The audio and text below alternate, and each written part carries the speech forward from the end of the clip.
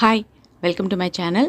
Raghava weight loss 30 day சேலஞ்சில் இன்றைக்கி வந்து பார்த்திங்கன்னா 8வது நாளாக ஸ்டார்ட் பண்ணுறாரு. இப்போ அவரோட வெயிட் என்ன அப்படின்றத செக் பண்ணி பார்த்துருவோம். 60 கிலோ 850 கிராம் இருக்கார். இதை ஃபஸ்ட்டு நம்ம நோட்டில் என்ட்ரி பண்ணிக்கலாம். இன்றைக்கி காலையில் ராகவா ஒரு கிளாஸ் வாட்டர்மெலன் ஜூஸ் எடுத்துக்கிட்டாரு பிரேக்ஃபாஸ்ட்டுக்கு. மதியம் வந்து தயிர் சாதமும் மாங்காய் ஊறுகாவும் எடுத்துக்கிட்டாரு.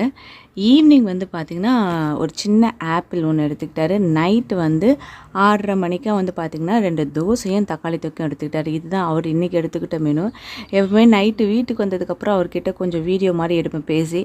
ஆனால் இன்றைக்கி நான் நைட்டு கடையிலேருந்து வீட்டுக்கு வரத்துக்குள்ள அவர் தூங்கிட்டார் அப்படின்றதுனால நான் வந்து அவரை வீடியோ எடுக்க முடியல.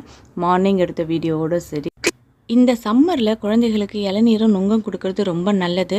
குழந்தைங்கள் நிறைய பேர் வந்து இளநீர் ஈஸியாக குடிச்சிடுவாங்க. ஆனால் ஒரு சிலர் வந்து பார்த்திங்கன்னா நுங்கு சாப்பிட கஷ்டப்படுவாங்க. அது மாதிரி இருக்க குழந்தைங்களுக்கு நான் சொல்கிற மாதிரி ட்ரை பண்ணி பாருங்கள்.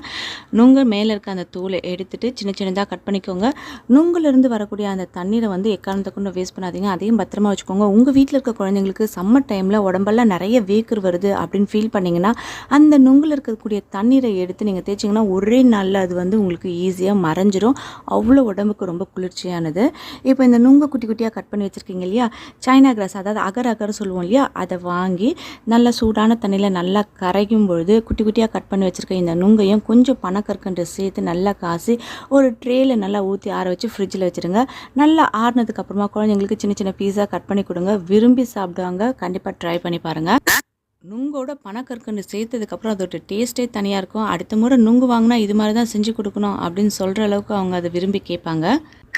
இன்றைக்கி இந்த வீடியோ உங்களுக்கு பிடிச்சிருந்தது அப்படின்னா உங்கள் ஃப்ரெண்ட்ஸோட ஷேர் பண்ணுங்கள். இது வரைக்கும் நீங்கள் சப்ஸ்கிரைப் பண்ணாத வியூவர்ஸாக இருந்தால் சப்ஸ்கிரைப் பண்ணி பக்கத்தில் இருக்க அந்த பெல் ஐக்கானும் கிளிக் பண்ணிங்கன்னா ஃப்யூச்சரில் வரக்கூடிய எல்லா வீடியோஸோட நோட்டிஃபிகேஷனும் உங்களுக்கு உடனுக்குடனே கிடைக்கும். தேங்க்யூ.